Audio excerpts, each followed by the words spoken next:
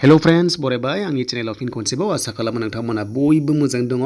दा finally DHS results आरो लोगोसे स्किल टेस्टनि सायाव डिसकास एन्ड लोगोसे नोंथांमोननि गोदान साख्रि फैदों। बेनो जाबाय RBI बेंकआव नोंथांमोननि गोदान साख्रि Gr.3 हिसाबै।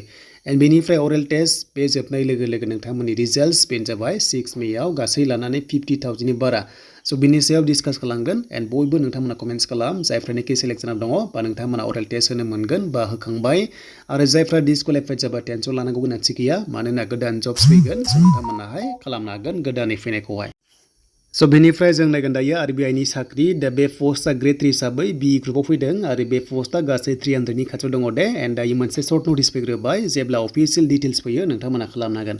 बाट बेयाव नोंथांमोननि फरायनाया जायखिजाया डिग्री पासआनो बे पस्टआव हागोन आरो लोगोसे नोंथांमोननि एग्जामा जागायगोन बेनो जाबाय जुलाइआवनो जागोन। अके जुलाइनि 9 आवनो होदों एन्ड बेनिफ्राय नोंथांमोननि अनलाइन एप्लाइआ 9 मे जानाय लोगो लोगो स्टार्ट जागोन लास्ट डेटआ जुननि 9 सिम थागोन। बेनिफ्राय जेब्ला अफिसियेल डिटेल्स फैयो आं नोंथांमोना आपडेटखौ लाबावगोन बे मोनसे सर्ट नटिस।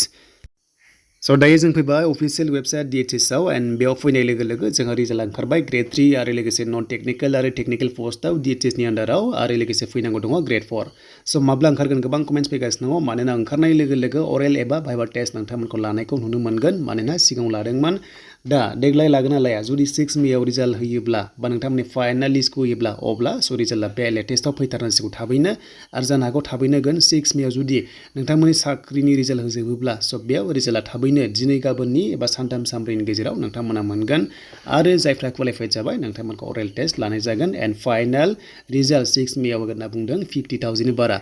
बेखौ नायोब्ला नोंथांमोननि रिजाल्टआ थाबनो फैथारसिगोन आरो नोंथांमोनाहाय जाहाथे भाइभा टेस्टनि थाखाय रेडि जायो। एन्ड बेनिफ्राय लोगोफोर Gr.4 आव बेसेबां काट अफ थांगोन होनोब्ला एसे गोजौ लेभेलाव थांगोन आरो अरेल टेस्टआव नोंथांमोनखौ लिंहरगोन।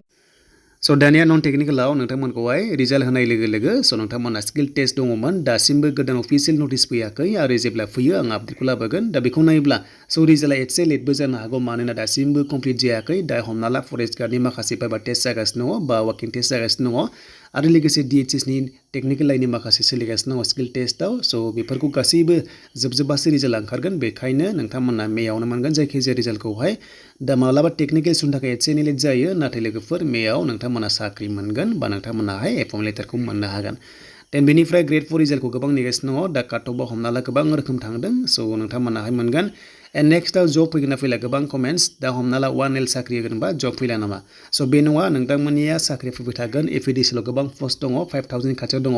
दा हमना ला Gr.3 दायो सोलिगासिनो दङ। दा मेनेजार पस्टआव जागासिनो दङ APSC एग्जाम कन्डाक्ट खालामगोन आरो लोगोसे नर्मेल Gr.3 पस्टआव नोंथांमोना Gr.4 आव हागोन जेराव 8 पासनिफ्राय आप टु डिग्री पाससिम हागोन APDCआवहाय आरो लोगोसे आसाम पुलिसनि आन्डारावबो गोबां पस्ट दंबावो नोंथांमोना SI कनस्टेबल मोनबावगोन बेखायनो टेनसन लानांला। जायफ्रानोखि डिसक्वालिफाइड जाबाय नेक्स्टनि थाखाय नोंथांमोना रेडि जानाया जोबोर मोजां। बेनोमोन लोगोफोर दिनैनि लेटेस्ट आपडेट DHS आरो RBI नि साख्रि।